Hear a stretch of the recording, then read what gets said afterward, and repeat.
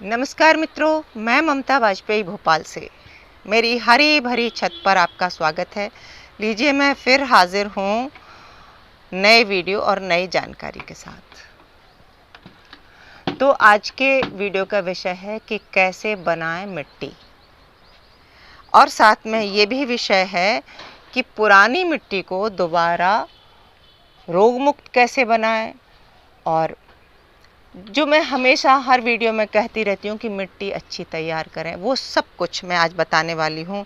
जब हम नए गार्डनर होते हैं, हमें नहीं पता होता, तो एक छोटी छोटी चीज़ें हमें बहुत परेशान करती हैं, हमें नहीं पता होता। कई बार लोग बस मिट्टी भर के लाते हैं बोरी में और ऐसे ही उसमें पौधे लगा देते हैं और वो फिर उनकी फसल नहीं होती। तो मैं सबसे पहले बता दूं कि जब मिट्टी बनाते हैं, यदि आप पहली बार गार्डनिंग शुरू कर रहे हैं, आपके घर में मिट्टी नहीं है और आप बोरी में देखिए इस तरह की नई मिट्टी लाए हैं, जो ये मेरी बोरी में रखी है, तो इसे छूकर देख लें कि ये भुरभुरी है, यानी कि पीली मिट्टी होगी तो ये भुरभुरी होगी, और अगर ये काली मिट्टी होगी तो ये चिकटा मिट्टी होगी।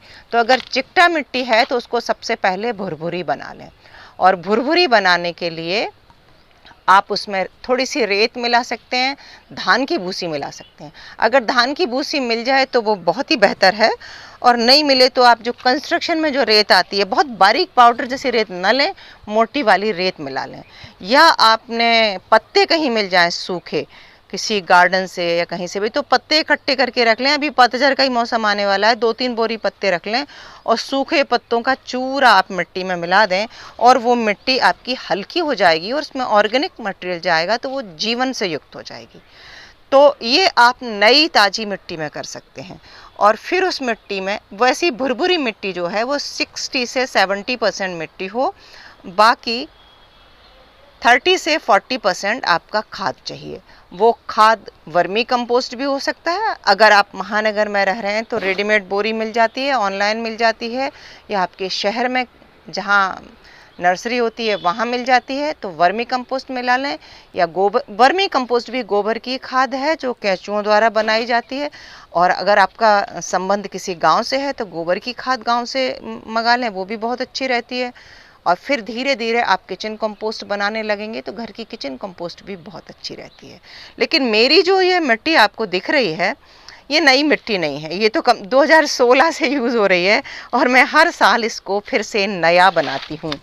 एक बार मिट्टी में जब कोई फसल लगा देते हैं तो वो उसका पूरा पोषण लगभग खत्म हो जाता है। ये देखिए, मैंने अदरक हार्वेस्ट किया है अभी, और अदरक का गमला यहीं पलट के रख दिया।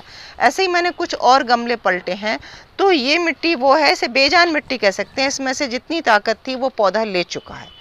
तो सबसे पहली बात तो ये है कि अगर हम मिट्टी को ब्रेक दे दें, जैसे कि अभी ये जनवरी का महीना चल रहा है और हमारे करीब आज कितनी 22 जनवरी है, और ये मिट्टी अगर हफ्ते 2 हफ्ते पड़ी रहेगी, तो मिट्टी अगर खाली रहे तो अपने आप भी रिचार्ज हो जाती है। अगर 5-6 महीने खाली रह जाए तब तो अपने आप ही रिचार्ज हो जाती है, जैसे खेतों को खाली रखते हैं लोग। और अगर हम छत पर कर रहे हैं और हमें अगली फसल लगाना है तो हम इसे आर्टिफिशियली बहुत कुछ मिलाकर भी रिचार्ज कर सकते हैं। तो चूँकि ये गमले की मिट्टी है, देखिए मॉइस्ट है भी, और लगातार इसने गीलापन झेला है, तो गीलेपन से कई तरह की फंगस और बीमारियां इसमें पनप जाती हैं। तो सबसे पहले हम इसे स्टेरलाइज करें, यानी कि सनलाइट दिखाएं, जो कि मैं कर चुकी हूँ। मेरी क्यारी में आपको भरी भरी दिख रही है, ये इसीलिए मैं इसको 1 हफ्ते के लिए छोड़ दूंगी। तो 100% नहीं सुखाना है, 80% सुखा लेना है।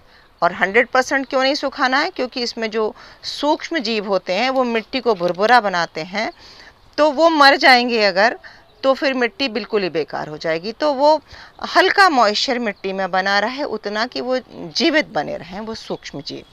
तो ये हल्की मिट्टी भुरभुरी हो गई और मैंने गमले में से पलट लिया। अब मैं एक एक करके आपको स्टेप बाय स्टेप बताती हूँ कि क्या क्या मिलाना है इसमें। पहले तो आप देख लीजिए, एक और गमला और आज सारी इसमें प्रोसेस में मेरे श्रीमान जी मदद करेंगे। चूँकि अब फरवरी आ गई है तो हम फिर से, हमारा ये ठंड की सब्जियां हैं ये जाने वाली हैं और हम गर्मी की फसल की तैयारी कर रहे हैं, तो हम इस तरह उसी मिट्टी को फिर से रिचार्ज कर लेते हैं। क्योंकि कहाँ तक नई मिट्टी कहाँ तक लाएंगे, इसीलिए अक्सर जो लोग नई गार्डनिंग करते हैं उनके यहाँ पहले साल बहुत अच्छी सब्जी होती है, दूसरे साल उससे कम, तीसरे साल उससे कम, और फिर मिट्टी बेजान हो जाती है। और किसान भी यही करता है देखो, तो फिर वो ऊपर से खाद डालता है, तो मिट्टी में जान कहाँ से आती है? मिट्टी की ऊपरी लेयर में जो ये पेड़ पौधे उगते हैं, ये हर साल उगते हैं, हर साल सूखते हैं, और इनका जो मरे हुए पेड़ पौधे, सूखे हुए पेड़ पौधे मिट्टी में जो मिलते हैं, ये मिट्टी को भुरभुरा बनाते हैं। भुरभुरी मिट्टी में पानी सोखने की क्षमता बढ़ती है, पानी सोखने से मिट्टी में नीचे तक खेत में की बात करें तो पानी जाता है, सूक्ष्म जीव पनपते हैं, और यही सूक्ष्म जीव इस मिट्टी को भुरभुरा बनाते हैं। और अगर ये सूक्ष्म जीव मिट्टी में मान लीजिए मर गए, मैंने ये धूप में दिखा दी और मैं कहीं चली गई और भूल गई और ये 100% ड्राई हो गई, तो भी कोई बात नहीं, हम ऊपर से इसमें सूक्ष्म जीव डालेंगे। और वो सूक्ष्म जीव कहाँ से मिलेंगे हमें? वो मिलेंगे वर्मी कंपोस्ट से या गोबर की खाद से। गाय के गोबर में तो असंख्य सूक्ष्म जीव होते हैं, इसीलिए गाय को हमारे यहाँ पूजते हैं। और ऐसा नहीं कि गाय के गोबर में ही, किसी भी पशु पक्षी की बीट, किसी भी पशु पक्षी की बीट, और किसी भी प्लांट का तना, लकड़ी, जो भी सूखा हुआ तत्व है।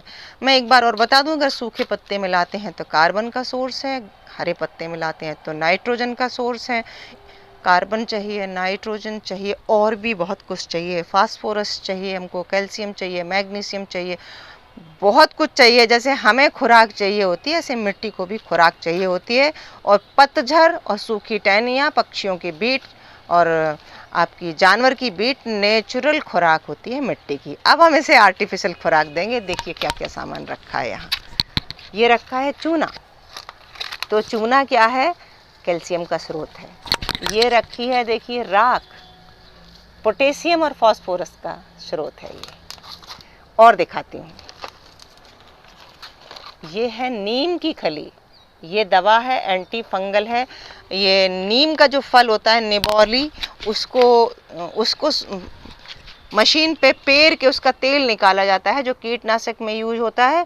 और उसका बचा हुआ जो केक होता है, जैसे सरसों की खली वैसे नीम के बीज की खली है ये।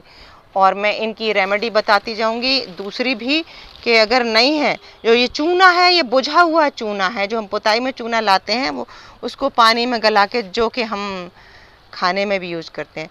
तो इतनी मिट्टी में मैं 1 मुट्ठी चूना मिला रही हूँ, चूना अधिक मात्रा में नहीं जाता। 2 मुट्ठी राख मिला रही हूँ, ये भी अधिक मात्रा में नहीं जाती, क्योंकि ये जो भी पोषक तत्व हैं, कैल्शियम सूक्ष्म मात्रा में चाहिए, और पोटेशियम और फास्फोरस भी मिट्टी को सूक्ष्म मात्रा में चाहिए। और मैं एक बार फिर से अनुपात बताती हूँ कि अगर हमने 1 मुट्ठी चूना लिया है तो 2 मुट्ठी राख ली है और 1 मुट्ठी नीम की खली। एक बार कोई चीज़ कम हो जाएगा तो कोई बात नहीं, पर अगर इनमें से बहुत ज़्यादा हम अंदाज से डाल देंगे तो फिर वो भी नुकसान कर जाती है, मिट्टी का पीएच बदल जाता है। तो इस तरह हमने ये मिला दिया।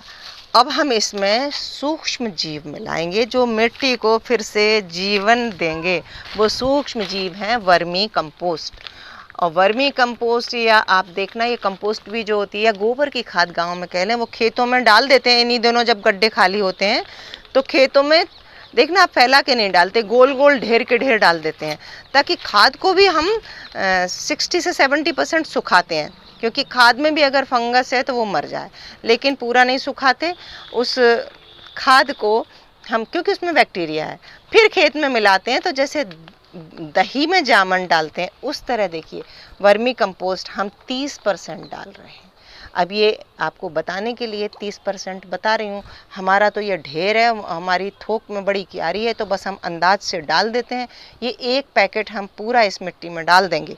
और एक चीज़ कि अगर हमने ये डाल दिया तो इसको डालकर हम इस मिट्टी को रख देंगे 15 दिन के लिए, और हल्का सा एक कपड़े से ढक देंगे ताकि इसका मॉइस्चर बरकरार रहे।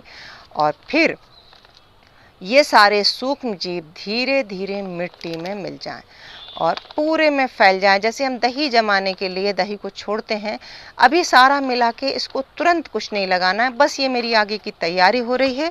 और अगर आपके पास भी ऐसे ही गमले तो आप उन्हें पलट लें। और ये मैं कुछ एक्स्ट्रा नहीं बता रही, आपको और भी बहुत कुछ जानकारी मिलेगी, जैसे कि एप्सम सॉल्ट, DAP और जाइम, सीवीड, आप वो बिल्कुल मिला सकते हैं, मैं उनके ख़िलाफ़ नहीं हूँ, लेकिन मेरे पास बस ये उपलब्ध होता है और इसी उपलब्ध मटेरियल में मैं हमेशा अपनी मिट्टी बनाती हूँ, तैयार करती हूँ। और मेरी फसल, ये देखिए, मैं एक बार कैमरा घुमाती हूँ,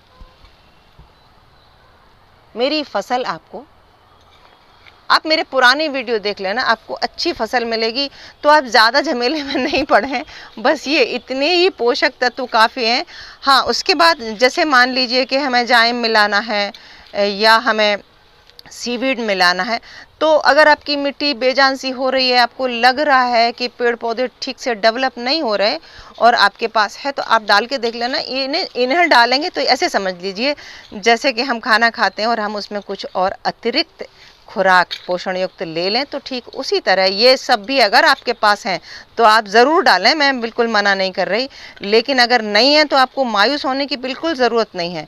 बिना किसी चीज़ के आप बस वर्मी कंपोस्ट या गोबर की खाद, मतलब या किचन कंपोस्ट, तीनों मिला के, गोबर की खाद ज़रूर डालें, किचन कंपोस्ट में उतने माइक्रोब्स नहीं होते। तो ये चूना और राख ये मिला के और आपकी सिंपल मिट्टी, इतना सब मिला के भी मिट्टी तैयार करेंगे तो आपकी बहुत शानदार मिट्टी बनेगी। और इस मिट्टी को 15 दिन के लिए मैं बोरी से ढक के रख दूंगी, तो इसमें पूरे में फैल जाएंगे माइक्रोब्स और एक शानदार मिट्टी बन जाएगी। मुझे उम्मीद है कि अब आप बना सकेंगे अच्छी मिट्टी। वीडियो अच्छा लगा हो तो लाइक करें, शेयर करें और सब्सक्राइब तो प्लीज़ मुझे कर ही लें। मिलते हैं अगले वीडियो में अगली जानकारी के साथ, तब तक के लिए नमस्कार।